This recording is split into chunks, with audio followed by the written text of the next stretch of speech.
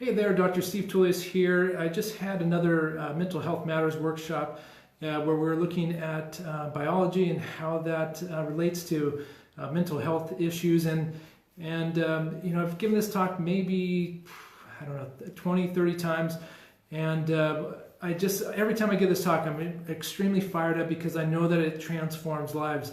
One of the key things we go over when we give this mental health workshop is asking the question that maybe mental health issues are not truly mental health but physical health issues.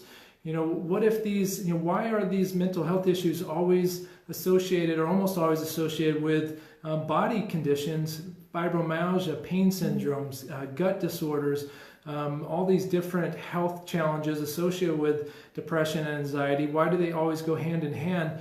And we're given all these different labels between anxiety, depression, OCD, all these different mental health labels that carry with them very strong stigmas. And I think we need to start having the conversation that these are not primarily mental health issues, but more of physical health issues tied to the nervous system, specifically the autonomic nervous system and the gastrointestinal systems. And that's the conversation we need to start bringing to society instead of this message that there's something wrong with somebody's mind, that they have this mental health issue.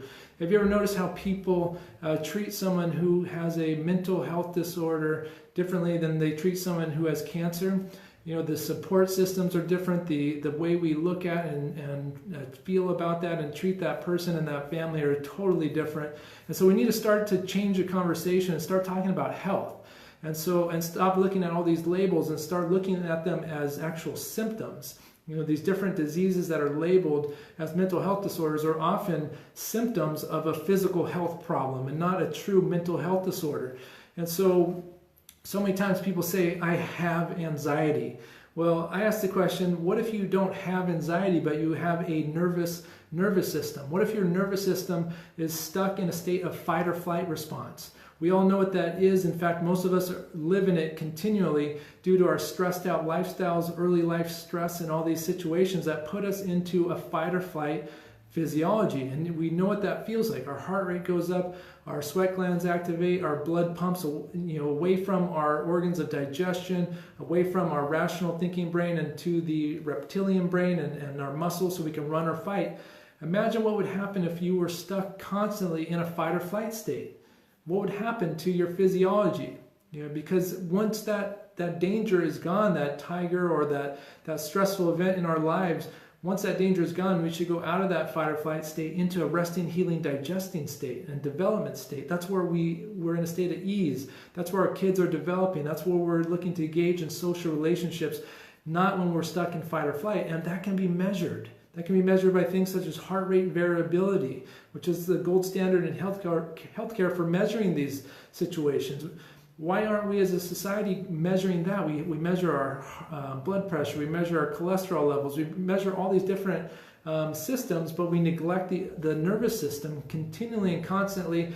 And that's what chiropractic is aiming to do. We're looking at the autonomic nervous system. We look at this nervous system to see if it's in a state of ease or a state of stress, and helping that body get out of a state of stress into a state of ease. And when that happens, the body gets into repair, gets into optimal healing states.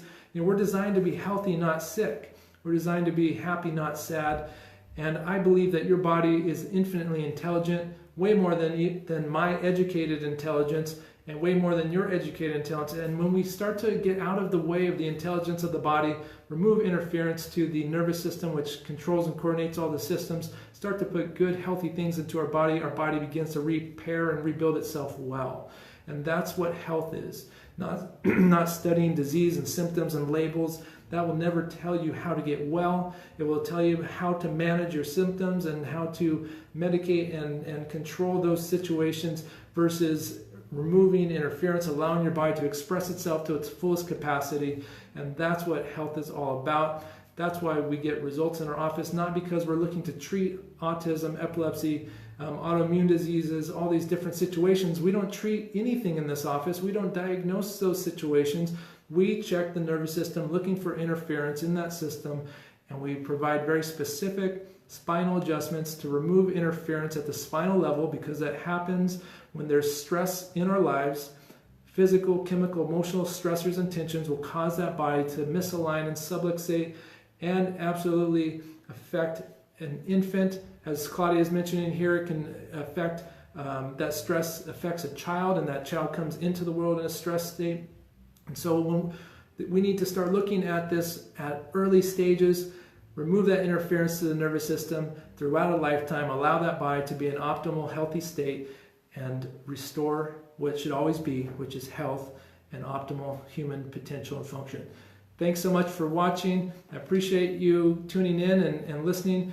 Please share this message, like, comment, and share this. We need to start to get this message out there to more and more people who need to hear this. So please share, comment, and let's help this go viral so that we can start to impact those in serious need. And on that, quickly on that topic, we just had an individual in 2 months, go from mild depression on his outcome assessment form, from major depression. He scored a 36 on this Beck Depression Inventory outcome assessment. He went from a 36, major depression, to a 17, which is considered mild depression.